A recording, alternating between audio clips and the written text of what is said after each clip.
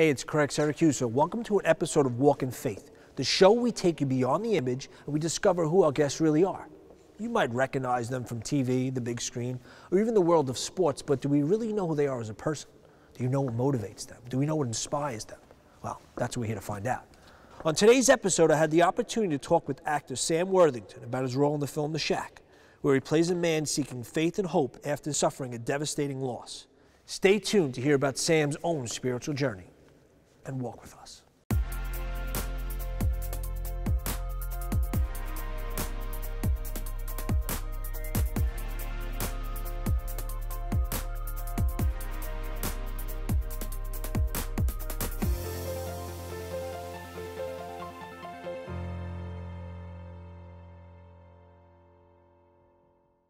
So thank you so much for this. I appreciate it. I was fortunate that when I saw the film the other day, I was the only one in the theater. So when I started to cry, nobody really heard me. But for you to get to that emotional state, what did you have to tap into? Like, what type of life experiences or emotional preparation did you do? I don't really like talking about the process that much because it dilutes it for me. But you tap into what's inside you, all your own experiences, and use that. And then the second part is the other person opposite.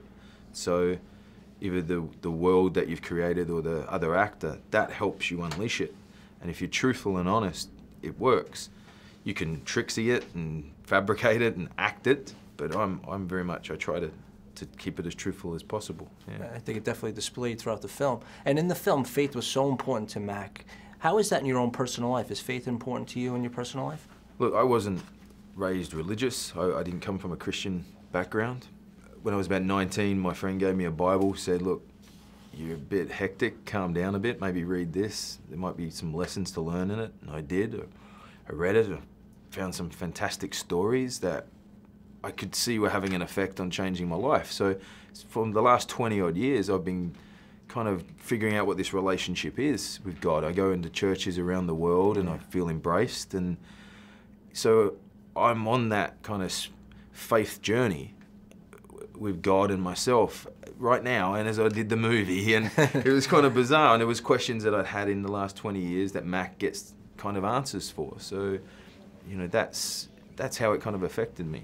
Yeah, I saw that. Now, what was because especially for me, after reading the book and watching the movie, what was your emotional state like during the filming and after reading the script? What happened immediately afterwards? It was, I read it. Sometimes you choose a movie because, you know, the actor's great, the story, the way they're going to do it is compelling. And this one I just read and emotionally kind of, there were things that struck a chord with me. When he says to his daughter, I can't do this alone, you know, and I kind of went, I get this, it's viscerally affecting me. So that's why I wanted to do the story. And then that kind of takes its toll when you film it.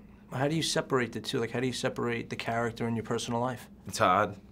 But I have kids, I have a wife that tells me to stop, and you have to, you know, leave your work at the door and come in. But it changes you, and hopefully you're doing a movie, this is a hopeful movie, so hopefully it was changing me for the better in a weird way.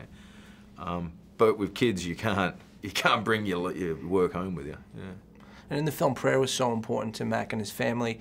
Is prayer important to you? Do you pray? Do you ask God for anything? A friend of mine asked me this the other day. I said to him, when my kid is upset, I can hold my kid. My kid's like 2. He can't tell me what's wrong. But I know that by giving him a hug, I'll make him feel better. So sometimes when life's been a bit overwhelming for me, yeah, I pray to God. And God almost isn't talking to me. He's not giving me the answers. But I feel that calm. I feel that hug. And that's kind of how it feels when I pray. Like, it has that same kind of comforting factor that I don't know what the answers are, just like Mac doesn't know how to begin, but I do feel better, and I feel that helps me on my way, so yeah. I like that. And one thing, because I have a son too, a 1-year-old, and I always say to myself, how do I explain what heaven is, or how do I explain what God is? Like, what do you picture? Like, what would you tell your kids if they... At the moment, I'm trying to figure out how to tell him what life is. You know what I mean? My son's 2, and I have a even younger boy. Wow. So you look at them, and those kind of questions that I'm searching for, I'm searching out for what life is, so hopefully we can do it together, I think, and figure it out together. And in the film, Mac has to forgive, his father as well as, Have you in your own personal life ever had to forgive someone like that? And is there anything that's just completely unforgivable? No, I think everything is, I think that's what the Bible teaches you. Everything is forgivable. Everything you can move through.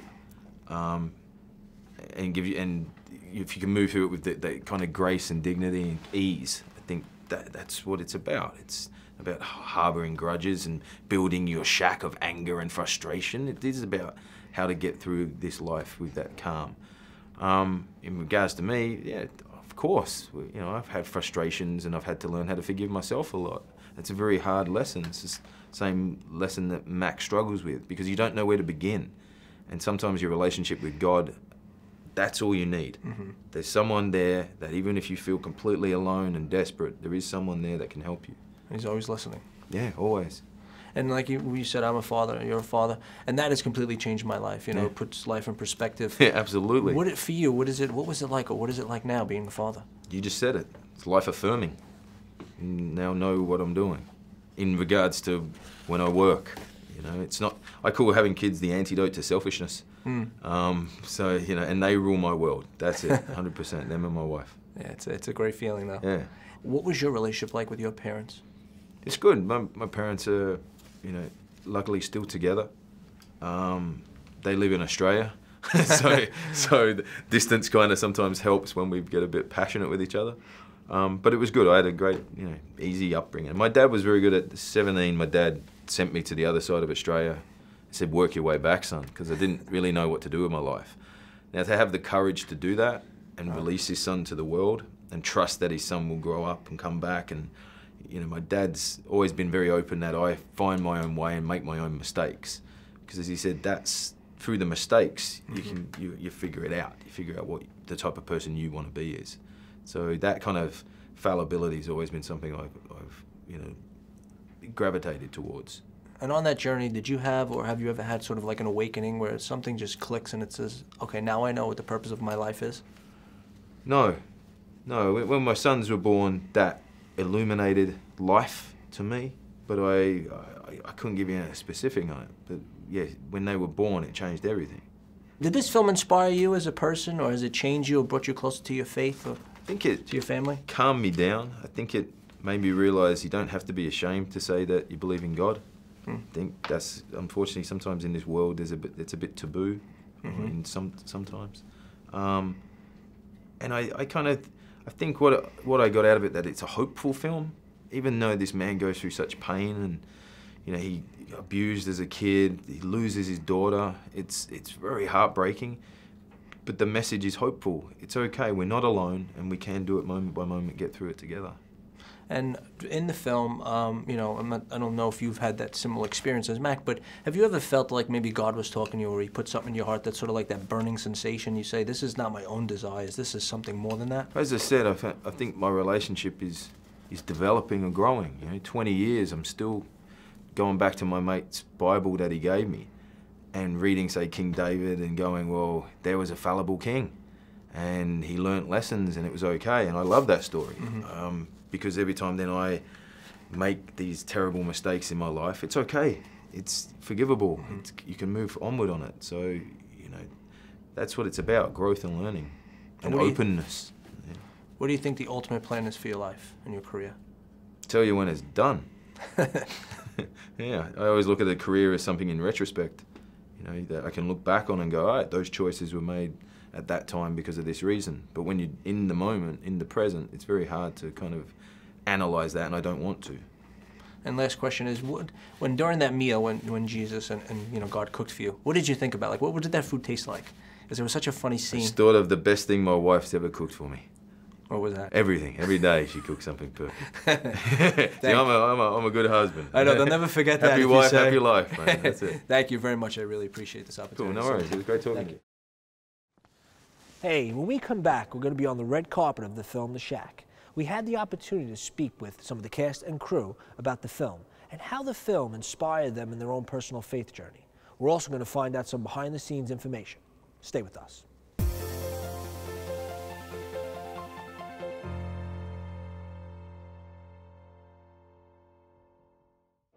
Hey, it's Craig Syracusa, and we are at Moment today getting ready for the red carpet for the Shack. As you can see, the crowd is piling in, and all the celebrities are about to take the red carpet. Stay tuned.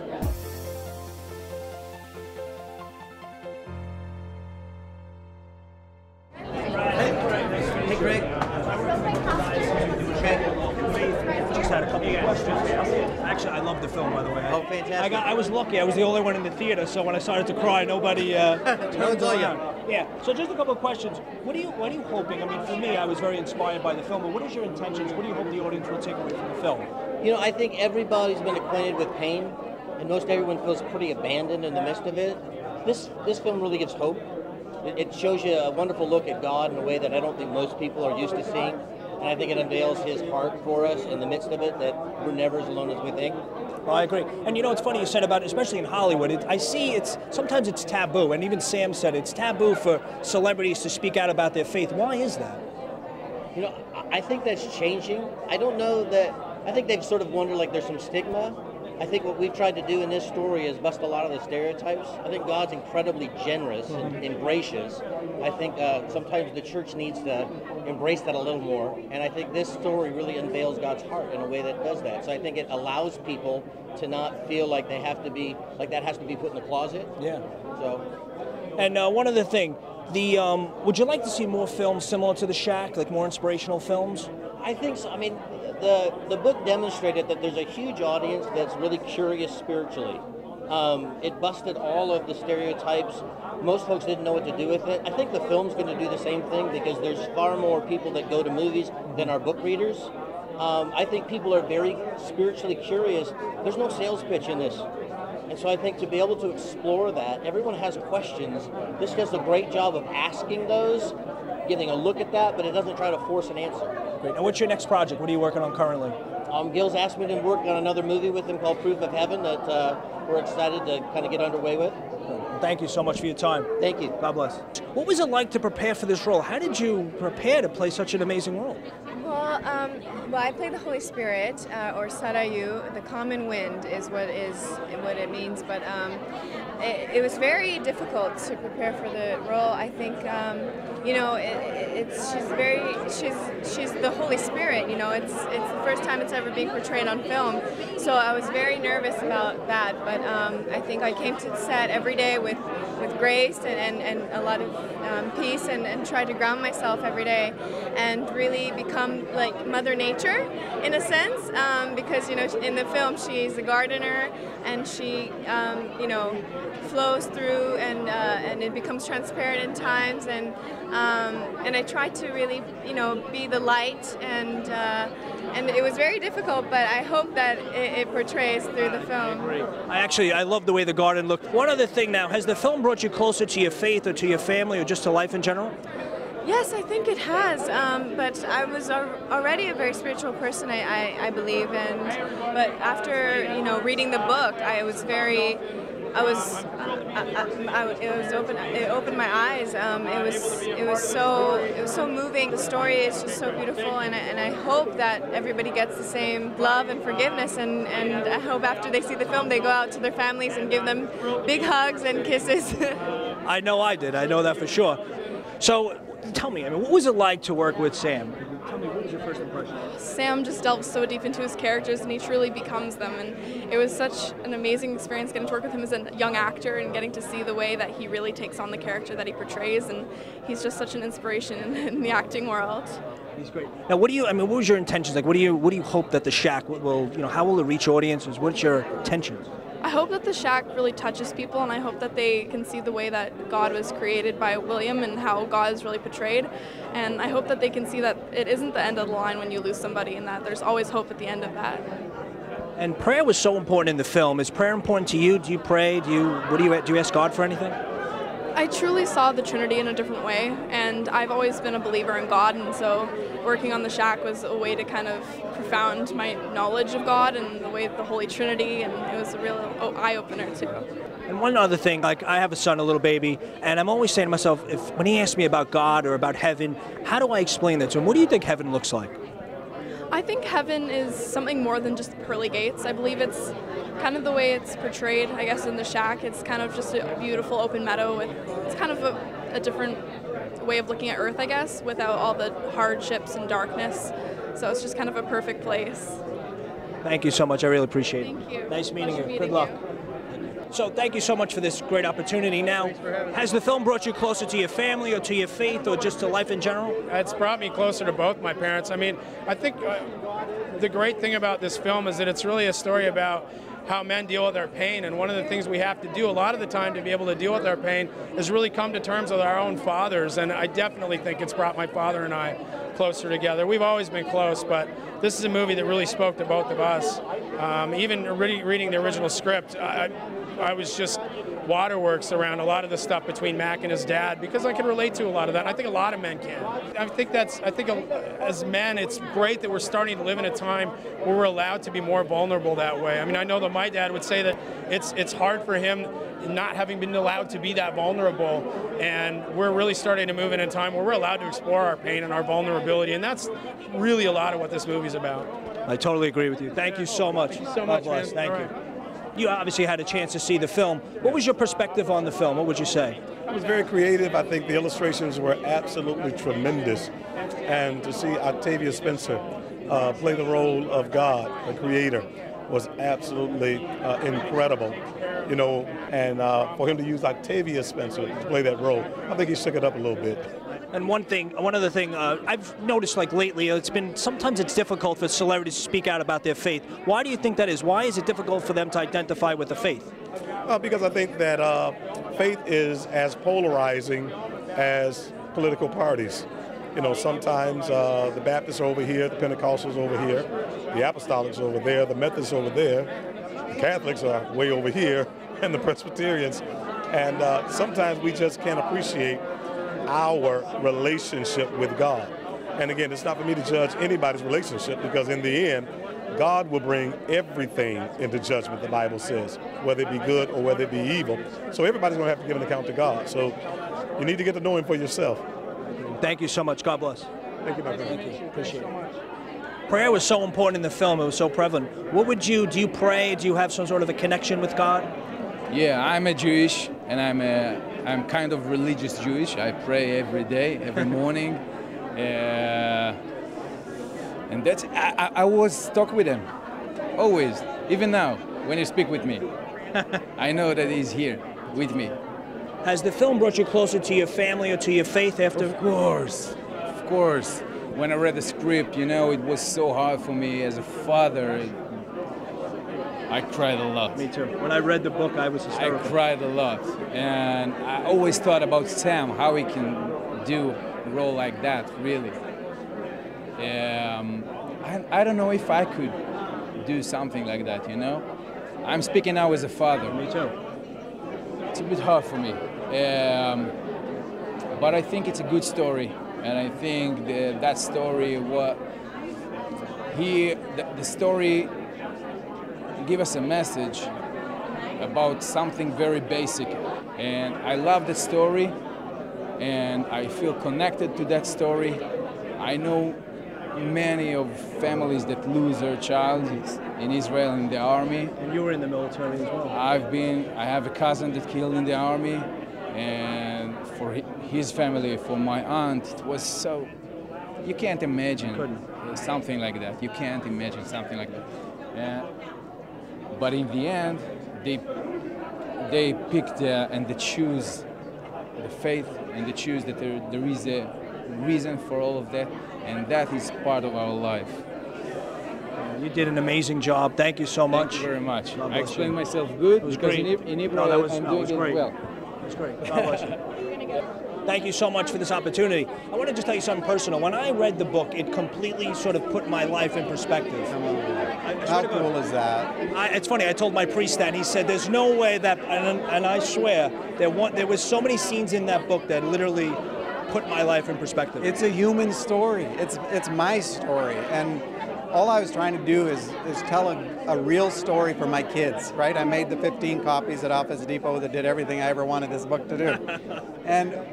But I think the resonance has been because it is a human story. It asks the good questions, the hard questions, and it doesn't give pat answers and simple ways out, but it says, you know what, you're not alone, and your tears matter, and this relationship, the questions you have about faith, those matter.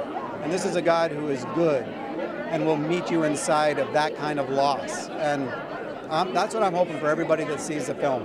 Well, it definitely resonated with me. What was in terms of the film, what was your involvement with the film? Were you able to collaborate on the film as much as you wanted to? I wasn't anticipating any involvement, because when I laid the rights down and the creative control, I stepped back. But then Lionsgate and Gil Netter and Stuart Hazeldine, they all kind of embraced and said, would you come look at the script? Would you come talk about the actors? Would you come on set?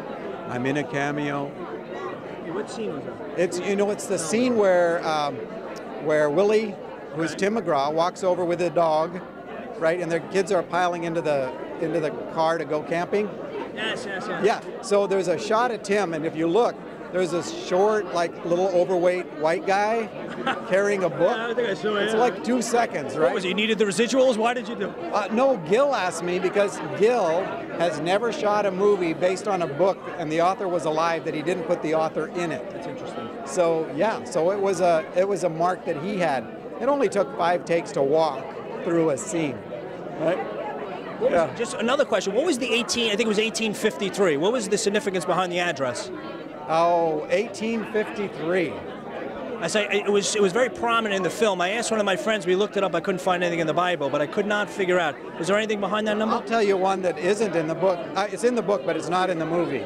The name of the... It's in the little box, right? Okay. And if you look in the box, there's all these different kinds of things, but there was like a Luke Easter baseball card, and there was like $14 and some change.